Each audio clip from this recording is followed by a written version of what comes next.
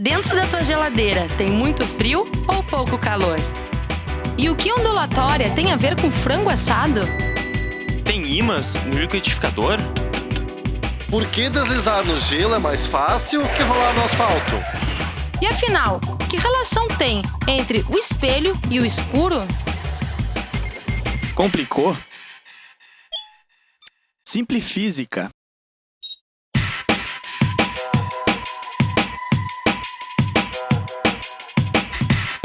Se você já assistiu ao filme Interstellar, do diretor Christopher Nolan, certamente ouviu falar de buracos negros.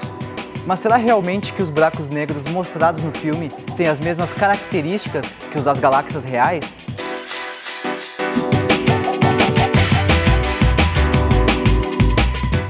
A professora Thaisa Bergman, que é especialista nesse assunto, vai nos explicar tudo sobre essas formações estelares. E também vai desmistificar o que é ficção e o que é real nos buracos negros que são mostrados no filme.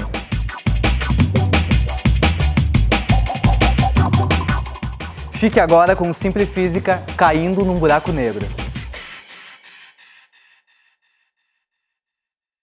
Na palestra de hoje, vamos abordar a física dos buracos negros.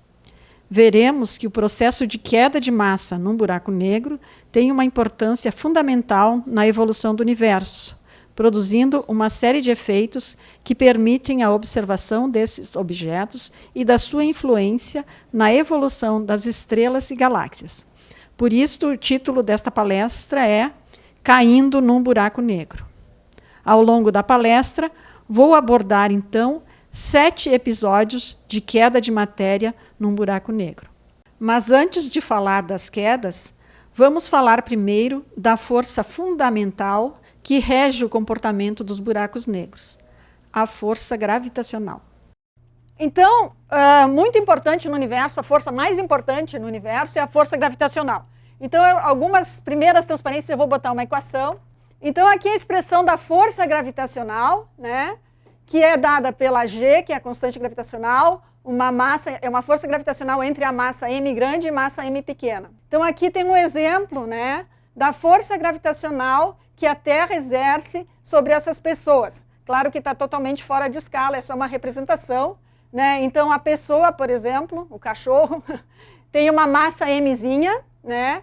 E a massa grande aqui seria a massa da Terra. E na Terra, a gente costuma dizer o seguinte, que o peso nosso é dado por G, que é a aceleração gravitacional, vezes a nossa massa, né? E o G, então, fica sendo essas quantidades aqui, né? Tá? Então, o G, que é a aceleração gravitacional que nos puxa, né, é dado pela constante gravitacional, a massa da Terra dividida pelo raio da Terra ao quadrado. Uma formulação, né, atualizada da gravidade, né, foi proposta pelo Einstein, né? O que o Einstein propôs, né? E que a gente verificou que isso é verdade, né? Que a massa, por exemplo, da Terra, ela curva o espaço ao seu redor. Então, é uma outra formulação, né? Einstein propôs que as massas, então, curvam o espaço e, nesse sentido, mesmo a luz percorre trajetórias curvas nas proximidades de um corpo massivo como a Terra. Agora, vamos cogitar, né? O que acontece se eu aumentar muito a massa, por exemplo, da Terra, tornar ela mais massiva, mas deixo o mesmo raio? Vou tornar a massa da Terra 1000 vezes maior. A força gravitacional vai ser 1000 vezes maior, né? Então eu vou ter que o peso de uma pessoa na Terra, se a massa da Terra fosse 1000 vezes maior, ia ser 1000 vezes o peso. Uma outra maneira que eu posso fazer para aumentar a força gravitacional é diminuir o raio. Então, se eu conseguisse compactar a Terra, compactar, né? Diminuindo o raio está aqui no denominador, então eu aumento a força. Tá? Então, se eu diminuo o raio para 1 milésimo do raio da Terra, e eu divido aqui pelo raio ao quadrado, a força vai virar agora 1 milhão de vezes. O meu peso vai aumentar 1 milhão de vezes na Terra. Tá? Então, a gente pode mudar, né? A gravidade vai mudando conforme a massa do objeto e o raio que a gente coloca aquela massa. Se a gente continuar, o que será que acontece se a gente continuar aumentando a massa e diminuindo o raio? Então, Muitas pessoas cogitaram isso já desde o século XVIII, né? O que aconteceria com a gravidade se tu continuasse aumentando a massa e diminuindo o raio? Onde seria o limite? Então eu digo para vocês que o limite é um buraco negro. Então isso vai parar num buraco negro, onde a gravidade é tão intensa, o objeto cai lá dentro e não sai mais. Então, para a gente ter uma melhor definição de um buraco negro, né, seria assim: se a gente acumular uma grande massa num raio pequeno, mas a gente diz que esse raio é tão pequeno e a massa é tão grande que a velocidade de escape nesse raio é a velocidade da luz. Significa que nem a luz pode escapar. Então, num buraco negro é isso que acontece.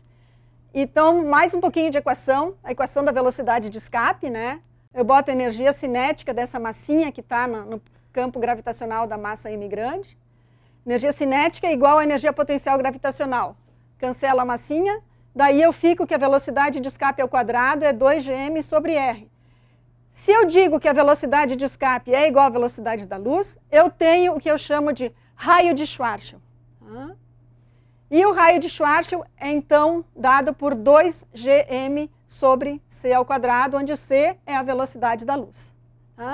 Então, o que acontece? Quando o raio é igual ao raio de Schwarzschild, a velocidade de escape é igual à velocidade da luz, e então nada escapa, nem a luz. Por isso que a gente chama um buraco negro. Então, como é que eu faço um buraco negro? Aumento um monte a massa, diminuo bastante o raio, até que a velocidade de escape dessa esfera seja igual à velocidade da luz, eu tenho aí um buraco negro. Não é tão fácil fazer um buraco negro, né? Então, eu teria que, por exemplo, se eu conseguisse implodir a Terra e transformar ela numa bolinha de raio de 9 milímetros, praticamente 1 centímetro. Então, uma bolinha desse tamanho, daí eu teria um buraco negro. Então, teria que ter uma implosão da Terra e que ela ficasse do tamanho de um raio de 1 centímetro. O Sol, eu teria que comprimir ele para um raio de 3 quilômetros, sendo que o raio do Sol, atualmente, é 700 mil quilômetros. Então, para transformar ele num buraco negro, eu tenho que fazer uma implosão do Sol para um raio de 3 quilômetros. Ok, tá. Então, agora nós vamos pensar um pouco, vamos discutir o que acontece, né, na vizinhança de um objeto massivo. De novo, então, vamos voltar para a formulação do Einstein, né, que um objeto massivo curva o espaço-tempo ao seu redor. Então, aqui é uma representação como se o espaço fosse um plano, e daí eu estou representando essa curvatura do plano num objeto que está fazendo essa deformação no plano, então ele está curvando o espaço ao seu redor.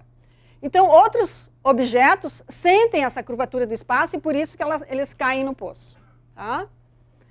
Longe do objeto, o espaço-tempo é plano, mas ao redor do poço, né, ao redor do objeto, a curvatura forma esse poço.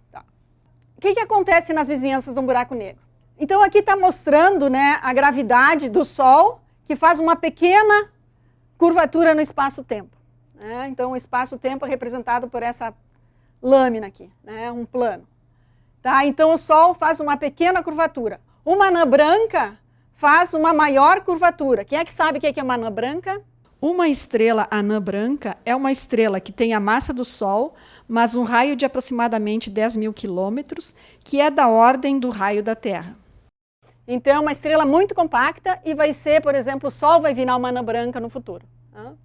É um estágio final na evolução de uma estrela como o Sol.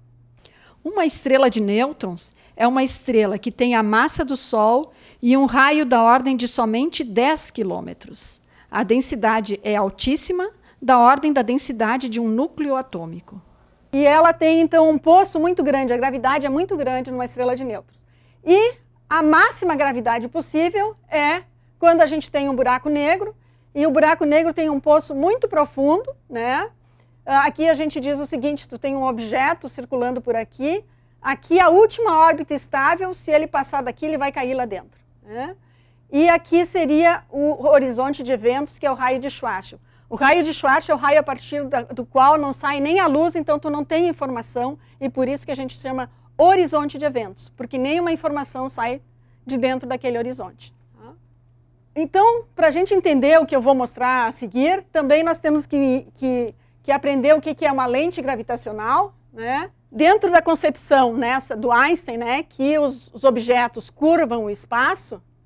Então, por exemplo, se eu tenho um objeto que está emitindo luz e ele está alinhado com outro objeto massivo aqui no meio do caminho, esse objeto aqui vai curvar o espaço e a luz desse que está mais para trás vai percorrer um caminho curvo e eu vou enxergar a imagem como se estivesse em outra direção, né?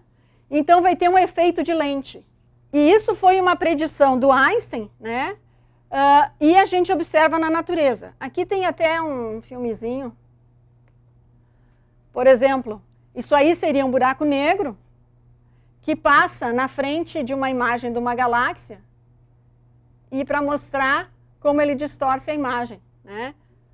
Quando ele passa na frente dessa galáxia. Tá? E daí eu tenho uma pergunta para vocês. Aqui tem dois efeitos de lente gravitacional. Essa aqui é uma imagem de uma galáxia e aqui é uma galáxia que está lá atrás e que ficou toda distorcida e formou um anel que a gente chama anel de Einstein pelo efeito de lente gravitacional. Então isso é uma coisa legal, né? Ficou com o nome dele, esse anel de Einstein, porque é a demonstração da relatividade geral que distorce o espaço, né? Que curva o espaço e daí produz essas lentes gravitacionais. E aqui, nós vamos falar mais adiante, esse é o modelo de buraco negro no filme Interstellar, né? Onde a gente tem esse disco de matéria, que a gente chama disco de acreção, a matéria que vai cair no buraco negro fica nesse disco, só que a gente tem, parece um halo ao redor. O que é esse halo? Quem é que sabe? É a matéria, é a parte de trás do disco que ficou, a luz dela percorreu um caminho curvo devido ao efeito de lente gravitacional. Tá? Então a imagem, isso aqui tudo ao redor, é luz que vem de um disco, esse aqui é um disco que a gente está vendo de perfil, e ele vai lá para trás do buraco negro, e essa imagem, ela fica distorcida e forma um halo em torno do buraco negro. Tendo definido, né, o que é um buraco negro, né, como é que ele se forma? Então, a gente tem dois tipos principais, na verdade três, os estelares, que são o resultado de uma explosão de uma estrela supernova. Então, se vocês já conhecem um pouco da vida das estrelas, se não conhece, eu falo rapidinho, né?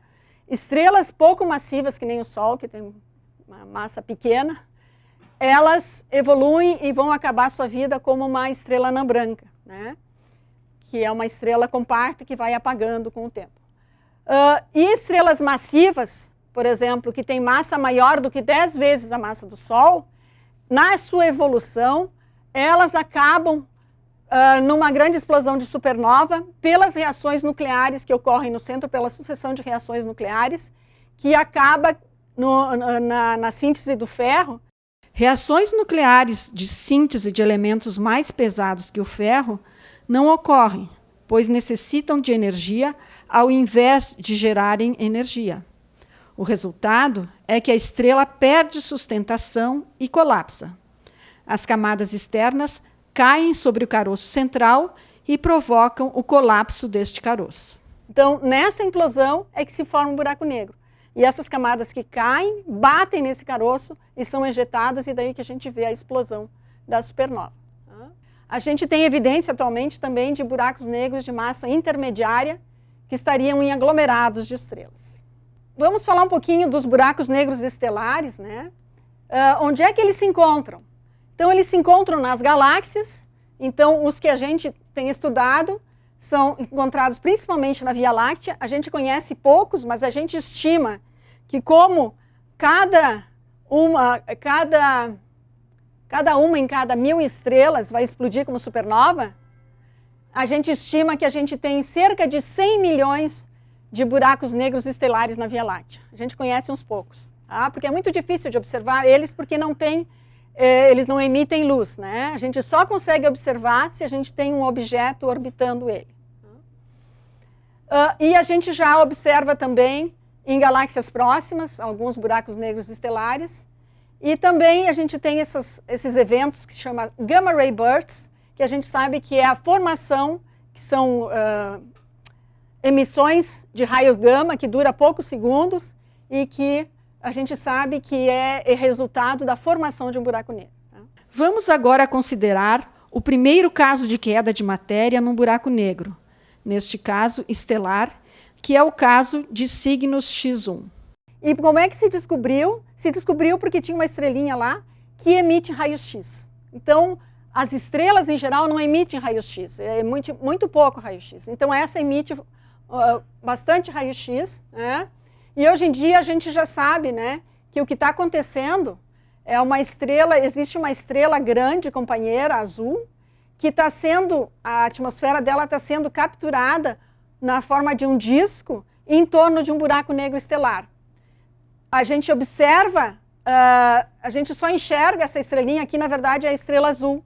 E quando a gente observa ela, a gente vê que ela se move, orbitando uma coisa que a gente não vê. Né? Então, pela órbita da estrela, a gente consegue calcular que tem um objeto escuro de 15 vezes a massa do Sol. Tá? 15 massas solares, que só pode ser um buraco negro, então, estelar. Esse buraco negro está a 6.000 anos-luz de distância. Tá? Então, eu já trabalhei com uma estrela que explodiu, uma supernova que explodiu. Então, aproveito a mencionar isso aqui. Isso aqui é uma região das nuvens de Magalhães, né? Quem é que sabe o que são as nuvens de Magalhães? São galáxias vizinhas à Via Láctea, né? São galáxias pequenas, né? E num dia que eu cheguei no observatório do Cerro do Lolo para observar galáxias com buracos negros ativos no centro, tinha explodido no dia anterior essa supernova, né? Uma estrelinha que antes era isso aqui, se transformou numa estrela muito brilhante, então uma supernova que explodiu. Ela ganhou o nome de 1987A, então significa que isso aconteceu em 1987, bastante tempo atrás. Na verdade, é uma supernova em que se acreditava que teria dado origem a uma estrela de nêutrons. Mas as estrelas de nêutrons dão origem a pulsares, e nunca se descobriu o pulsar vindo lá da supernova 1987A, então possivelmente tem um buraco negro lá. Né? Então isso aqui me traz boas memórias, que essa aqui era a minha orientadora, essa aqui é eu. A gente estava lá no observatório de Cerro do Lolo, usando esse telescópio aqui que está dentro dessa cúpula, né?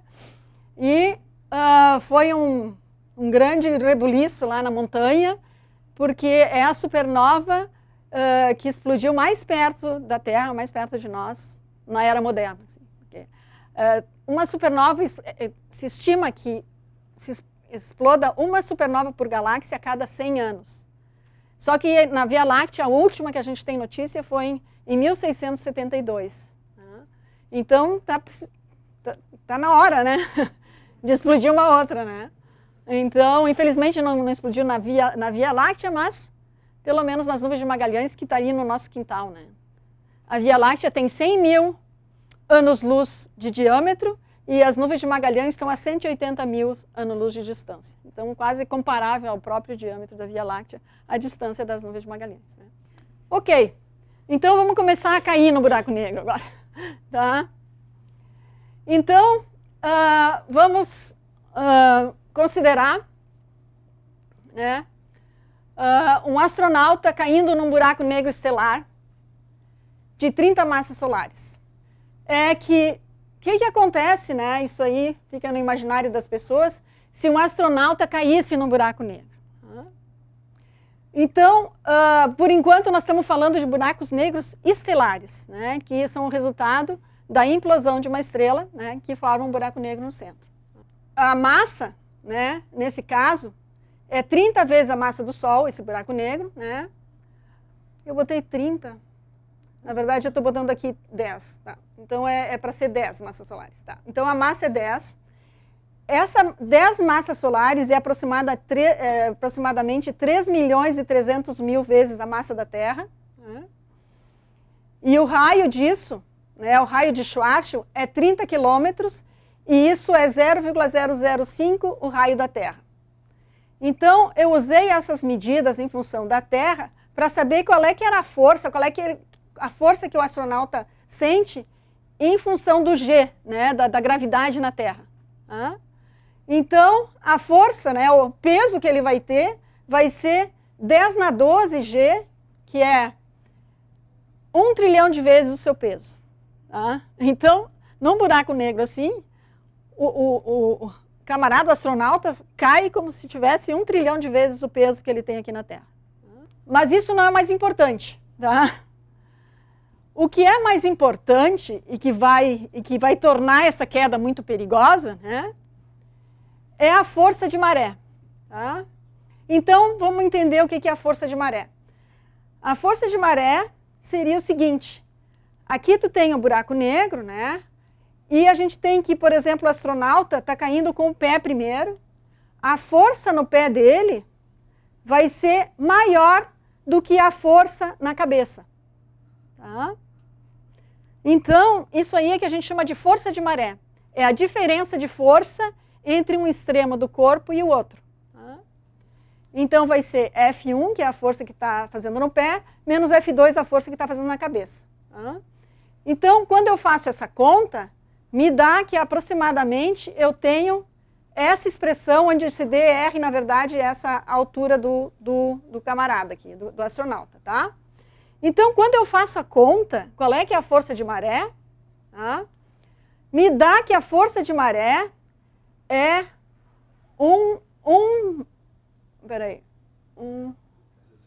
17 milhões de vezes a gravidade, tá? Ou seja, tá? Então é como se tu tivesse alguém segurando a tua cabeça, segurando a cabeça do astronauta e botando um peso que é 17 milhões de vezes o teu peso nas pernas. O que vai acontecer? É uma tortura muito mais que a medieval, né? Quer dizer, o cara vai se destruir na hora, né?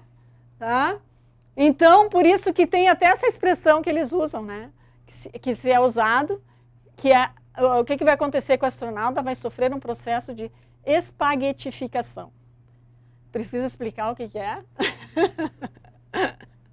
Tá? Vai virar um espaguete, né? Tá? Então, o que é mais importante, né, quando tem uma queda num buraco negro, é essa força de maré, que vai destruir a pessoa, né, que chega no buraco negro, que vai cair no buraco negro. Então, isso é quanto aos buracos negros estelares, tá? Então, agora, como a gente quer falar também do buraco negro do Interstellar, vamos passar para os buracos negros supermassivos. Então, para a gente saber onde é que eles estão, né, vamos lembrar o nosso endereço no universo. Então, a gente está na Terra, que é o terceiro planeta do nosso sistema solar, em distância ao Sol. O nosso Sol é uma estrela de 100 bilhões de estrelas da Via Láctea, né, orbitando aqui a Via Láctea. A Via Láctea faz parte de um grupo de 50 galáxias, aqui está aparecendo principalmente a Via Láctea e... Quem é essa aqui? Andrômeda. Tá? São as duas galáxias maiores do nosso grupo. E daí a gente tem o superaglomerado local, né, cujo centro é o aglomerado de Virgem. Tá? Então a gente vai indo para escalas cada vez maiores no universo, e o universo é formado de vários e vários superaglomerados. Tá? Então, onde é que estão esses monstros, né, que são os buracos negros supermassivos? Né? A gente chama supermassivos porque eles têm massa que varia de 1 milhão até 1 bilhão de vezes a massa do Sol. Então, a gente chama supermassivo. Tá? Então, a gente sabe que eles estão nos quasares e nas galáxias ativas. Tá? O que são esses objetos? Tá? Então, os quasares são os objetos mais luminosos que tem no universo. Né? E, em geral, eles estão muito longe. E vocês sabem, quando a gente olha para o universo, né, olha longe no universo, a gente está olhando para o passado, né? Então, os quasares, eles eram abundantes no universo quando o universo tinha 1 a 2 bilhões de anos de idade. Qual é a idade do universo agora? 13,7 bilhões de anos, né? Então, a gente, quando está olhando os quasares, a gente está olhando muito longe, a gente está olhando o universo, o passado do universo, quando ele tinha 1 bilhão de anos de idade, 1 a 2 bilhões de anos de idade. E os quasares, eles são... Na verdade, hoje em dia a gente sabe que são núcleos de galáxias, só que eles são muito brilhantes, esses núcleos. Então, eles estão... a gente sabe que os buracos negros estão no centro das galáxias, né? Então, os quasares nada mais são do que galáxias, mas que estão muito longe, com um centro muito brilhante. Então, os buracos negros supermassivos estão no centro de galáxias como essas, né? Como essa aqui, que é uma galáxia que tem cerca de 100 bilhões de estrelas, né? E um buraco negro no centro.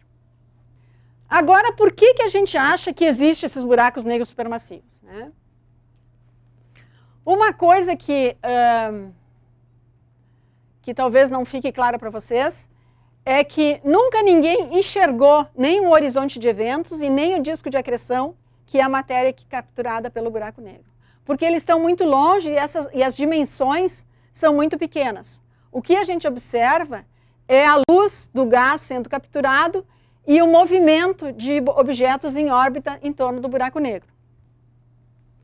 Mas quando se observou esses quasares, se verificou que, pelo fato de eles estarem muito longe, a luminosidade que eles emitiam... Deixa eu mostrar aqui um exemplo de radiogaláxia, que é semelhante a quasar.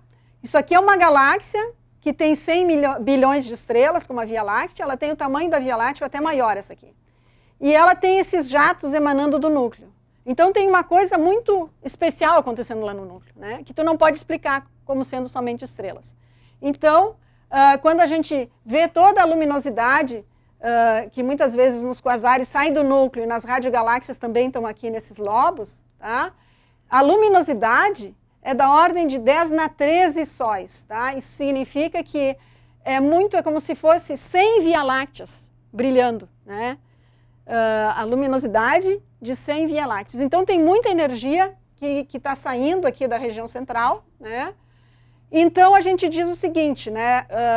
Quando se descobriu isso aqui, que teria que ter uma fonte de energia não estelar lá nesses objetos, tá? Então não poderia ser estrelas. O que pode ser, né? Massa caindo no buraco negro, tá? Então caindo, vamos de novo, o terceiro caso de massa caindo no buraco negro, tá? Então a massa que cai, ela, pelo fato de ter momento angular, ela forma esse disco de acreção, aqui é uma concepção artística, né? E esse disco, a matéria vai caindo em direção ao buraco negro, mas vai espiralando nesse disco e digamos, a energia potencial da massa que cai ali se transforma na energia radiativa do disco e cinética de jatos que são emitidos, tá? Então, a gente pode calcular qual é que é a energia dessa queda de matéria num buraco negro, tá? E isso dá 10% de MC2. Tá? Lembram da fórmula do Einstein? Energia igual a mc ao quadrado, onde c é a velocidade da luz? Esta fórmula significa que matéria é essencialmente energia. A máxima eficiência corresponde à transformação de toda a matéria que entra numa reação em energia. Mas todas as reações que conhecemos, como combustões e reações químicas, por exemplo, transformam uma fração muito pequena, menor do que 1/1000º da matéria envolvida em energia. No caso da captura de massa por um buraco negro, num disco de acreção, 10% da massa é transformada em energia. Isso é uma eficiência enorme. Se a gente for comparar com outra fonte de energia que a gente acredita que seja bem eficiente na Terra, como a energia da fusão nuclear, que é a que ocorre também nas estrelas, né? Na energia da fusão nuclear é simplesmente 0,007, é 0,7%, enquanto que numa queda num buraco negro é 10% a eficiência. Então eu poderia até dizer que um buraco negro e um disco de acreção é o mais eficiente gerador de energia do universo.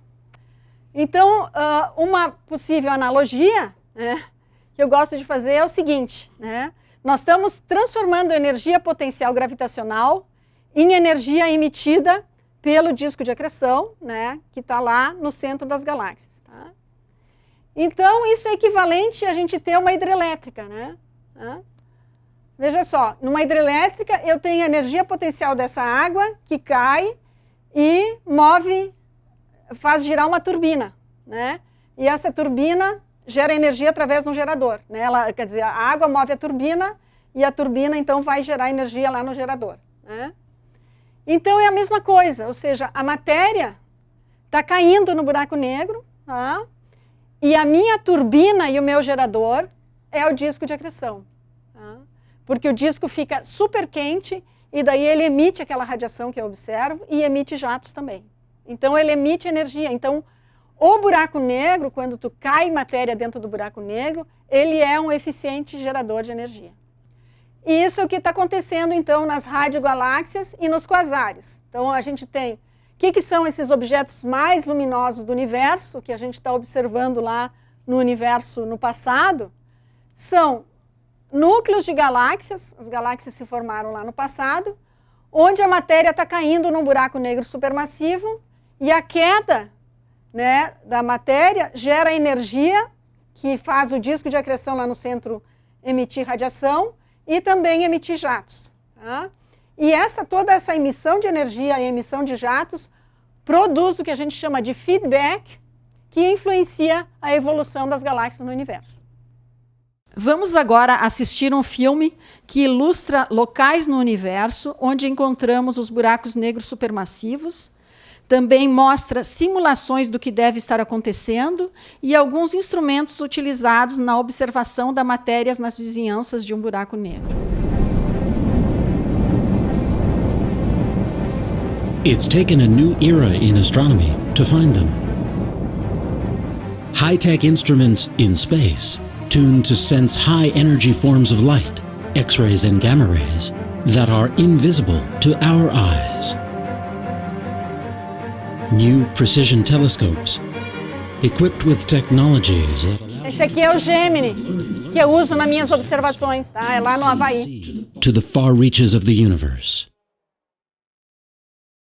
Peering into distant galaxies, astronomers are now finding evidence that space and time can be shattered by eruptions. So vast, they boggle the mind. We are just beginning to understand the impact these outbursts have had on the universe around us. Então, isso aqui era só para mostrar que um buraco negro no centro de uma galáxia produz esses jatos e produz um impacto na evolução do universo. Por isso que é importante estudar os buracos negros na evolução do universo. O que a gente encontrou hoje em dia é que existe buraco negro no centro da maioria das galáxias, tá? Só que ele é muito pequeno, né? Então aqui, só para mostrar uma galáxia M81, uma galáxia tem 100 bilhões de estrelas, tem um diâmetro de 100 mil anos-luz, tem um buraco negro, essa aqui, a M81, tem um buraco negro supermassivo no centro, que tem 100 milhões de vezes a massa do Sol. Então, no momento em que tem matéria acretada, forma um disco de acreção, mas ele tem somente 0,1 anos-luz, e o horizonte de eventos é menor ainda. Então, quando a gente compara 0,1 anos-luz com 30 mil anos-luz, é muito pequeno. Por isso que não dá para a gente fazer imagem, por exemplo, do disco, nem do horizonte de eventos, por exemplo. Vamos agora ao quarto episódio de Queda num Buraco Negro, que é a descoberta que fiz de um disco de acreção no entorno de um buraco negro supermassivo. Isso aqui é a observação com o Gemini, com aquele telescópio que apareceu há pouco, né? Onde o espectro aqui me mostrou uma característica muito particular, que era isso aqui, que eu chamo de emissão de duplo pico. E isso foi a assinatura cinemática de um disco de gás em torno de um buraco negro supermassivo. Tá? Então, isso aqui é só para quem entende um pouquinho do efeito Doppler, né?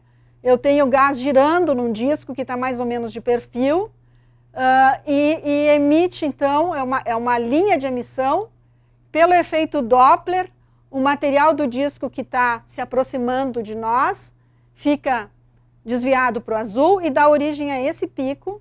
O material do disco que está se afastando dá origem ao pico vermelho, fica desviado para o vermelho. Então, a gente tem essa estrutura que aparece aqui, né? Essa estrutura aqui. Isso aí é gás hidrogênio que está girando a alta velocidade, né? Em torno de um buraco negro. Então, quando eu vi isso aqui, não sabia o que era no princípio, mas depois fui olhar modelos de disco de acreção e vi que um disco de acreção modelava, né, essa emissão. Tá? Então eu descobri a assinatura de gás se movendo a alta velocidade. Tá? Bom, mas agora, como seria se a gente conseguisse fazer a imagem, né, do disco de acreção e do buraco negro? Então a gente vai agora passar a falar um pouquinho do Interstellar, né, esse astrofísico chamado Kip Thorne, ele assessorou o Christopher Nolan, né, que fez o filme Interstellar, com a física dos buracos negros. Né? Então aqui é um modelo que ele fez. Esse buraco negro tem um disco de acreção bem pequenininho, né? E aqui, como é que é o buraco negro no filme Interstellar? Eles dão um nome para eles, Gargantua. Então, olha só, a massa é bem parecido com a massa daquele buraco negro que eu estudei, né? Que é 100 bilhões de vezes, não, está errado, é 100 milhões de sóis. Desculpe, está errado aqui, é mi, tá? 100 milhões de Sol, tá? 100 milhões de vezes a massa do Sol. Quando a gente calcula o raio de Schwarzschild do horizonte de eventos, resulta que o raio de Schwarzschild é igual ao raio da órbita da Terra. Tá? Então, se a gente conseguisse botar o Gargantua no sistema solar, o horizonte de eventos dele iria até a órbita da Terra. E o disco de acreção é super compacto, né? É bem menor do que os discos que eu, por exemplo, estudo, eles são bem maiores, mas nesse caso, porque tem pouquinha matéria ali sendo acretada no disco, né? Então ele se estende um pouquinho além da órbita de Marte. Tá? E aqui então ele explica, né, por que ele fica com essa cara no filme, por aquele efeito de lente gravitacional que a gente está vendo a parte de trás do disco aqui, distorcida pelo efeito de lente gravitacional. Tá? Então eu não vou falar de tudo do filme, mas algumas coisas vou falar.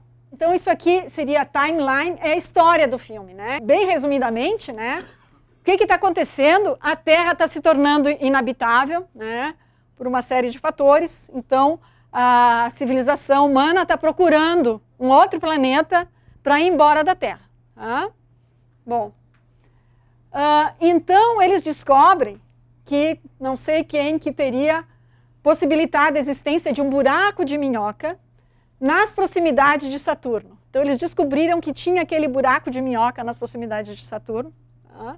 Nós já vamos falar um pouquinho o que é o buraco de minhoca. E esse buraco de minhoca permite que eles vão para um lugar muito longe no universo e acabam saindo na beirada nas vizinhanças de um buraco negro supermassivo, que é o Gargantua, onde tem vários planetas orbitando. E eles vão procurar um desses planetas para morar. Né? Então, a única coisa meio esquisita, eu acho, assim, tá, legal essa viagem pelo buraco de minhoca, porque seria a única maneira realmente que a gente poderia viajar no universo. Né? O universo é enorme, né? Por exemplo, se eu quero ir à galáxia mais próxima, Andrômeda, né? Andrômeda está a 2 milhões de anos-luz de distância, a luz demora 2 milhões de anos para chegar de Andrômeda até nós. Como é que a gente vai até Andrômeda? Não dá, né? Não tem jeito. Tá? Então, a gente sabe que viagem para nós, para ir muito longe, quanto mais numa outra galáxia, né? Já para ir para estrelas vizinhas, é muito difícil. Então, a gente está pensando alternativas. E uma alternativa seria esse buraco de minhoca, que é uma especulação. Tá? Quer dizer, as equações de Einstein, elas dão a existência dos buracos negros. O buraco negro lá no centro tem a famosa singularidade, que seria o ponto onde tudo se comprime lá dentro. Né? Se existisse uma maneira de juntar duas singularidades, tu poderia fazer esse buraco de minhoca. Tá? E daí isso aí poderia ser um atalho no universo. E nesse caso, eles atalham 10 bilhões de anos-luz. Tá? É muita distância, né? Exageraram na dose, 10 bilhões de anos-luz. Né? Ok. Então eles vão, através desse buraco de minhoca, eles passam em minutos pelo buraco de minhoca, já chegam lá a 10 bilhões de anos-luz, e então encontram esses planetas que estão orbitando o Gargantua. Vamos então para a quinta queda, neste caso, num buraco de minhoca. Então é como se a gente se a gente representar de novo o espaço, né, por uma membrana, né, então a gente seria um atalho, né, em vez de a gente percorrer todo o espaço, a gente faria um atalho no universo, né, que seria esse buraco de minhoca. Tá? Então aqui diz, né, no filme que existiam seres que saberiam controlar a gravidade, né, que para criar esses buracos de minhoca, tá? Porque eles não se criam espontaneamente, né? Então, para se juntar essas duas singularidades, precisariam seres com poderes especiais que saberiam controlar a gravidade, tá? Então, eles atribuem a esses seres, né? Então, seria esse atalho no universo, tá? Ok. Uma outra coisa interessante é a aparência, né, que tem esses buracos de minhoca, né? Porque não é um buraco assim, porque é um buraco em 3 dimensões. A gente aqui estava representando em 2 dimensões, né? Daí fica fácil de fazer um buraco em 2 dimensões, né? Em 3 dimensões, na verdade, a gente enxerga como se fosse uma esfera, um buraco esférico, né? Então, aqui é como se, aqui seria a nave, né? Que vai entrar aqui no buraco de minhoca. Então, vocês vejam o seguinte, né? Isso aqui é um planeta que está muito perto do buraco negro, né? Muito perto aqui do disco de acreção, né? E esse planeta, em princípio, ele orbita o buraco negro, né? Então, a gente fica pensando, né, qual é a órbita desse planeta, né? Então, como ele está meio aqui para cima do buraco, do disco de acreção, e o disco está bem no meio do buraco, ele tem que atravessar o disco de acreção, né? Então, a gente fica pensando, né, esse disco é um disco de plasma super quente, né? Então, um planeta sustentar a vida próximo de um disco de acreção é algo bem difícil, né? Então, isso aí é uma coisa impossível, né, de acontecer. E o planeta orbitando aqui o buraco negro, ele vai atravessar esse disco de acreção. Nessa distância que ele está, ele vai atravessar o disco de acreção e é um disco de plasma, gás, altíssima temperatura, né? Então, realmente, de repente, ele pode sobreviver aí, mas para sustentar a vida é impossível, né? Então, aqui tem uma coisa interessante que acontece, né, quando eles vão no planeta de Miller, né? Miller seria o astronauta que foi para colonizar o planeta antes deles. Eles estão indo atrás desses primeiros colonizadores para ver quais são os planetas que eles encontraram. Quer dizer, eles, de alguma forma, eles receberam a informação dessas pessoas que foram para eles voltarem nesses planetas, né? E então aqui, o planeta de Miller está orbitando bem próximo ao Gargantua, né? E uma coisa que acontece quando eles estão lá no planeta de Miller é que o tempo passa bem mais lento para eles. Tá? E isso é um efeito da relatividade geral. Não só o espaço se curva na presença de uma massa grande, como o tempo se dilata, né? A gente pode entender assim, se o espaço se curva, como a velocidade da luz é constante, o tempo tem que aumentar. Tem que, digamos, se o espaço se curva, ele se espicha, o tempo também tem que dilatar para que a velocidade da luz seja constante, que é o espaço dividido pelo tempo. Bem próximo do buraco negro, no planeta de Miller, onde eles estão, cada hora corresponde a 7 anos na Endurance. Então, na Endurance ficou um astronauta esperando eles enquanto eles foram prospectar o planeta. Tá? E ele ficou na Endurance em órbita um pouco mais para fora, mas era o suficiente para que o tempo lá passasse mais ou menos normalmente, mas relativamente ao tempo que está passando na Endurance, como o planeta de Miller está mais perto, o tempo passa 7 anos a cada hora que passa. Então, na Endurance passa 7 anos a cada hora que eles passam no planeta. Então, eles procuram fazer bem rápido, né? Porque o coitado lá que estava na nave esperou por 21 anos eles ficarem 3 horas. Eles ficaram 3 horas no planeta e o astronauta lá, quando eles chegam, ele já estava meio de barba e cabelo branco, né? Passaram 21 anos, ele ficou lá esperando, né? Esse fato da dilatação do tempo está correto no filme, né? Mas o que não está correto é que esses planetas seriam habitáveis. Tá? Não é possível, assim, um planeta sobreviver ali, uma passagem pelo disco de acreção.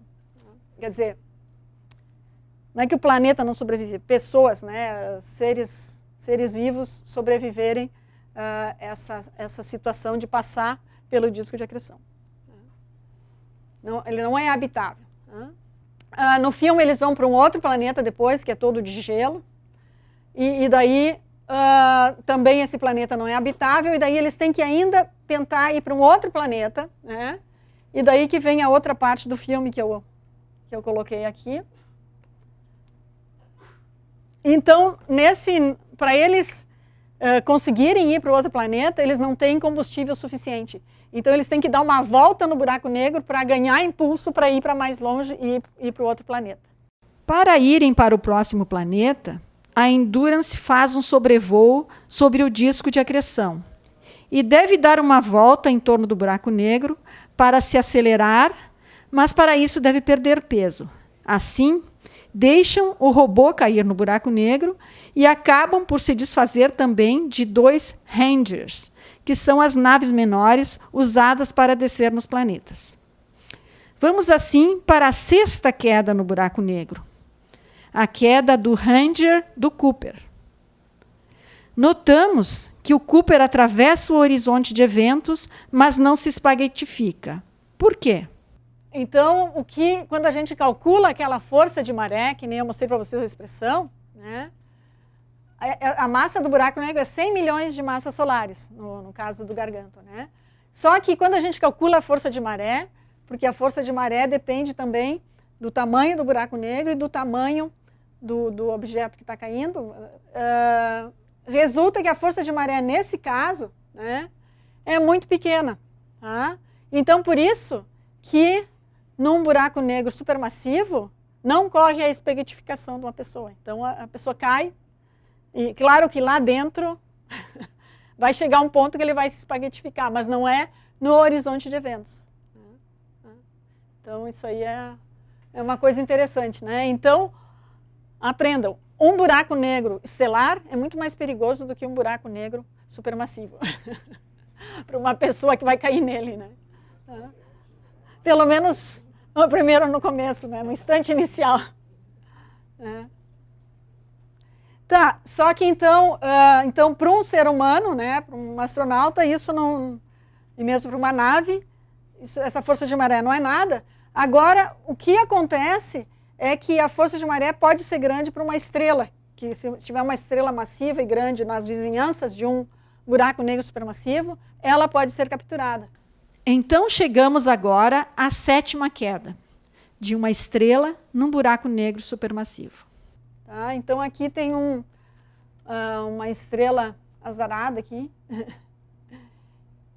que chegou muito perto do buraco negro. Aqui então tu tem um buraco negro quietinho, né, sem matéria sendo acretada, mas uma estrela acabou chegando muito perto, né, e daí a força de maré destruiu toda a estrela, e daí formou o famoso disco de acreção, e com ejeção de jatos, né.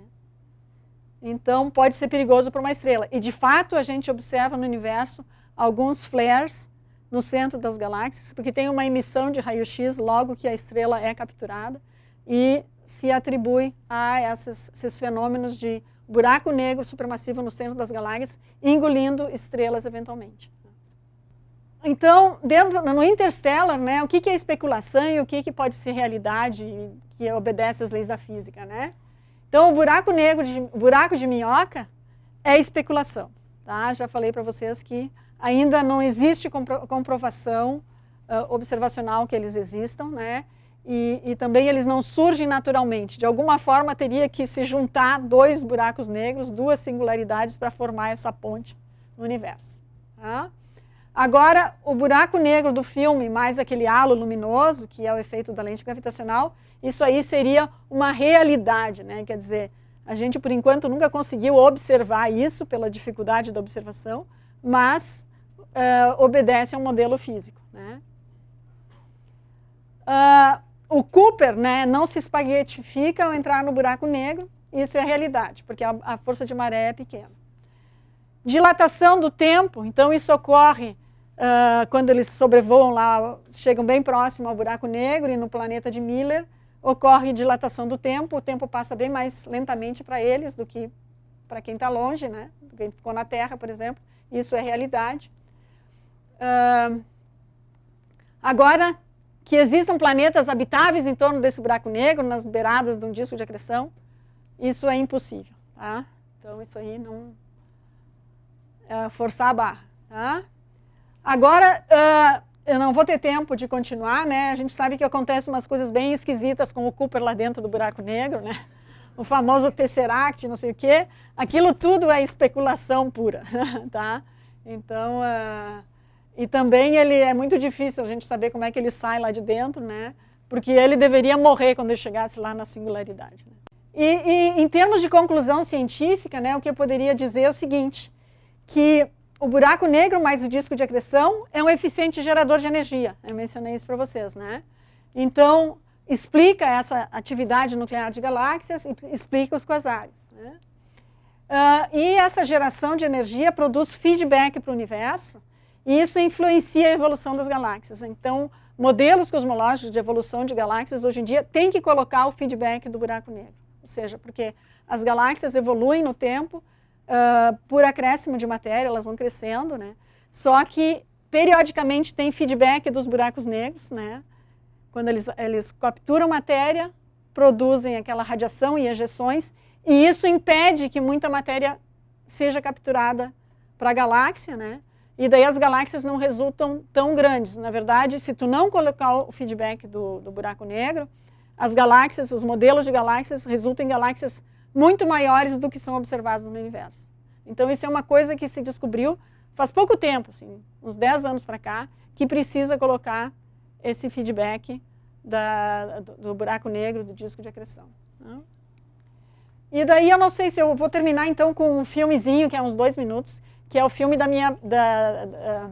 em homenagem a mim, que é, eles me filmaram lá no observatório. Então, são 3 observatórios. O observatório de Cerro Tololo, porque eles são próximos. O observatório SOAR e o observatório Gemini.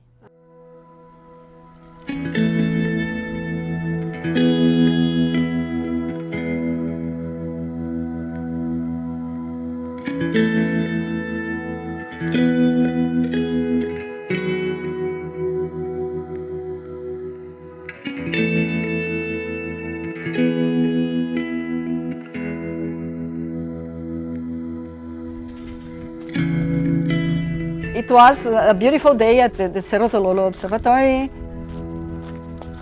And then it begins to get darker and darker and darker. The sun goes down, and then we go to the dome. We made several observations, and in one of them, I saw the signature of something very strange. When I contacted my advisor at the time, he said, "No, you did something wrong. You have to do it all over again. You did some processing wrong." I did all over again. The signal was also there. So I said, "No, this is real. This is real. But what is this?"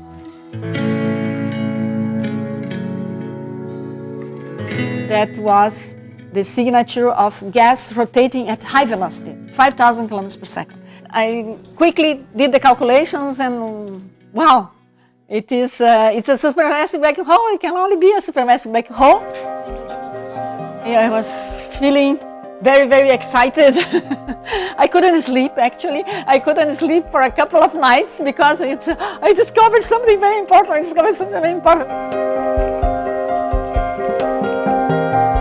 It's wonderful to have this opportunity to be close to nature, close to my heart as the mountains of Chile. And these mountains in Chile are considered to be the best places in the world to do observations. You really realize that we are very small in the universe. The characteristic of a black hole is that the gravitational force is so strong that not even light can escape. So you don't get any information from the black hole. This is why it's called black hole.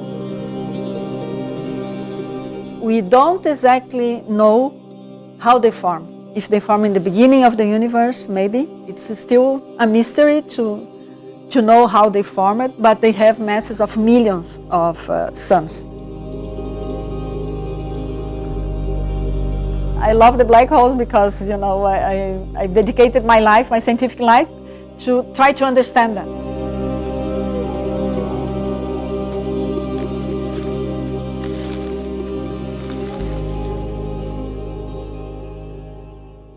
Muito obrigada. Eu estou à disposição para perguntas.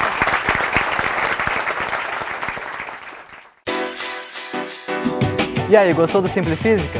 Você pode assistir mais no canal da URGS TV no YouTube. É youtube.com/URGSTV. É só acessar e escolher o programa que você quiser. Tchau!